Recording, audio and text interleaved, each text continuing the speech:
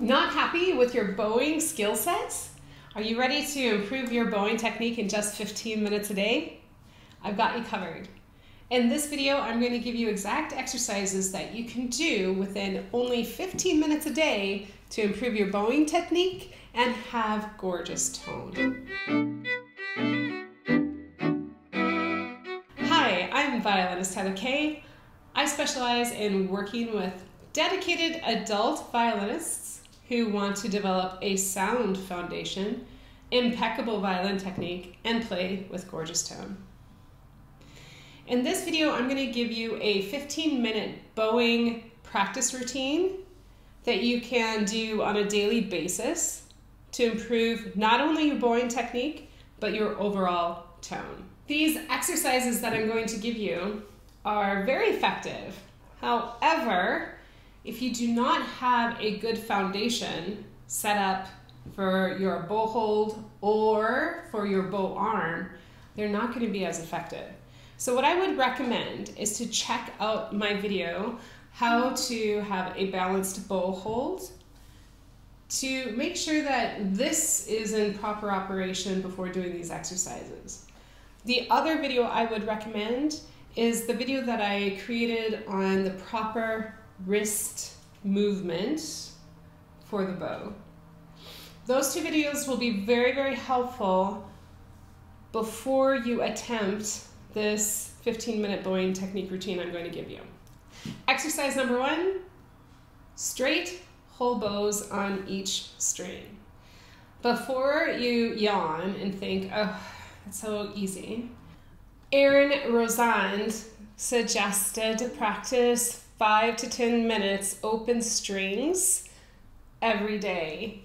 You want to start at the frog. We're going to pull all the way to the tip and back to the frog.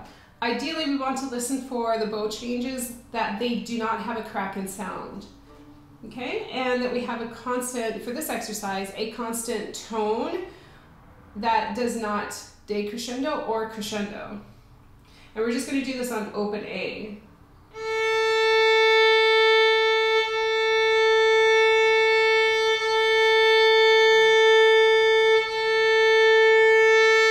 Okay, so we're listening that the sound does not crack here on the bow change, and also here, that it stays very smooth. Okay, so you can practice the bow changes at the frog and also the bow changes at the tip to isolate what we're listening for. But exercise number 1 is at least 3 minutes a day on open string practice, frog to tip, back to frog, whole bows on every string. Now, of course, there are variations on this exercise.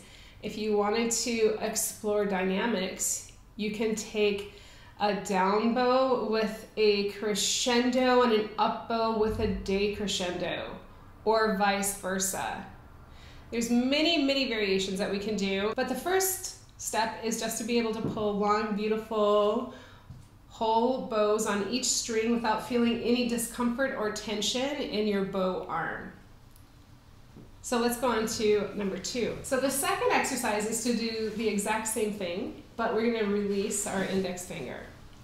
The reason we want to release the index finger is to make sure that he's not being overzealous or pushing into the bow or being over controlling. It's also going to allow you to get to know the roles of the other fingers as you're pulling the bow. Okay, so let's give this a go. Same thing, we're going to listen for bow changes and have a nice, beautiful, long, straight whole bow.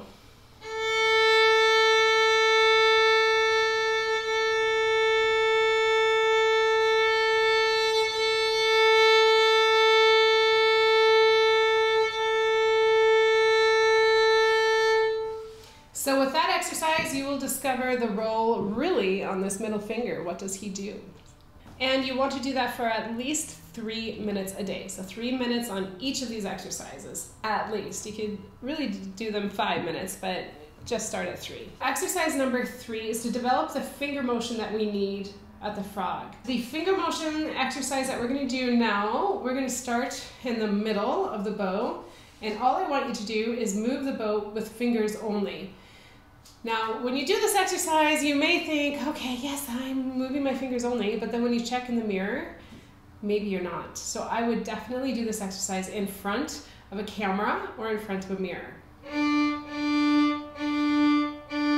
Okay, the first step is just to get those fingers moving, all right? So nice.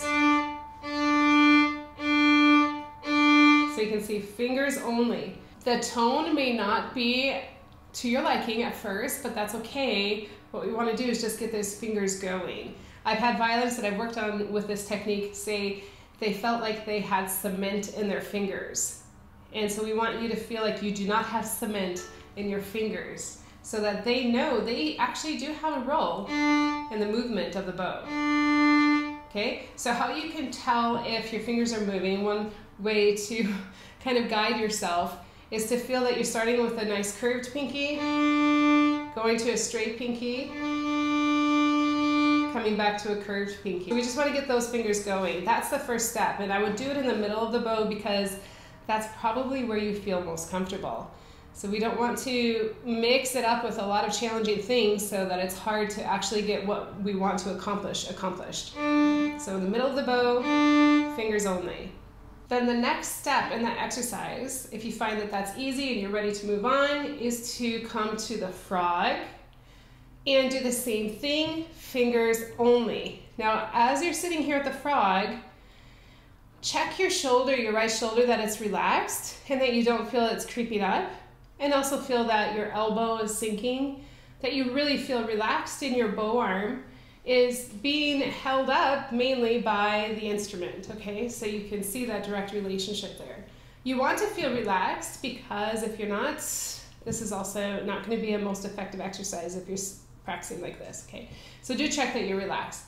Now that we're at the frog, we're going to do the same thing. Also keep in mind that when we're at the frog, the bow will be tilted just slightly away from you. We're not going to be flat here at the frog. So keep that in mind, all right?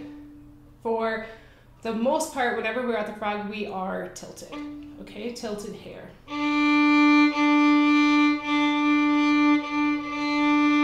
And you want to have at least 3 bow strokes with finger motion only.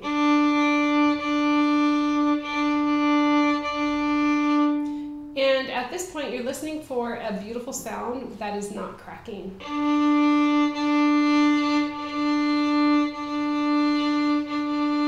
You could even listen to those bow changes that they're smooth as well. All right, so that is exercise number 3 in a nutshell. Start with finger motion at the middle and then take it to the frog. After you've accomplished that, then you could challenge yourself on up bow circles. You can do 3 of them. So you start at the upper lower, if you want to call it the upper lower, and come to the frog. So a straight pinky to a curved pinky. You want to do that at least 3 times, okay? And you can see what happens there with the wrist even. We start with a higher wrist, and then as we curve the pinky, the wrist straightens. Okay, so you want to be able to do 3 up bow circles. Also keep in mind that you set and then push. No crash landings. Exercise 4. We're taking exercise 3 and we're going to remove the index finger. Oh. Yes, that is true. So we're going to start in the middle of the bow, take the index finger off and fingers only. Okay, then the next step, take it to the frog, index finger off and fingers only. And then your up bow circles without the index finger. Okay. The reason we take the index finger off, this is allowing you to explore the balance and how these fingers really activate in the bow hold, how they work and what their roles are without the index finger. Also, this is a good exercise for all of those violinists that play with a heavy over-dominant index finger. We need to get him out of the way so you can develop your bow hold properly. Exercise 5. We are going to go from frog to tip without any sound, just to help you feel how your bow arm needs to work while we're at the frog and while we're at the tip. This is also allowing you to get to the tip comfortably, and that's Our final exercise in this part 5 is to play open strings at the extreme tip with fingers only.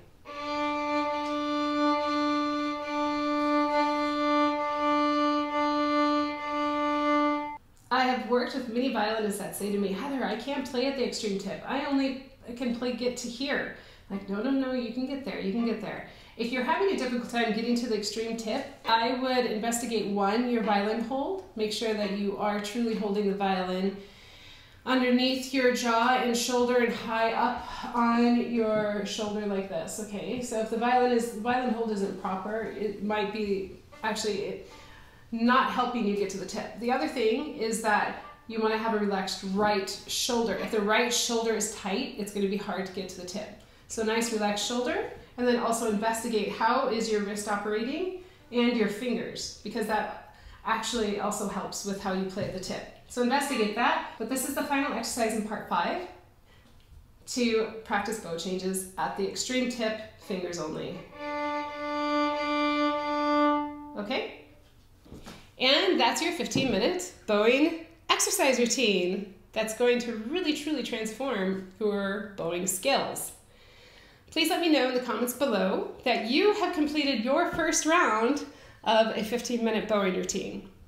If you enjoyed this video and you're truly searching for a step-by-step program to help you improve your violin tone, whether it's on the left side of the body or the right side of the body, you may truly enjoy my Gorgeous Tone Academy. It's a 12-week self-guided online program that walks you through with exercises every day to help you improve your tone. I'll leave a link in the description below or somewhere around in this video that you can easily click on and discover more. Happy practicing!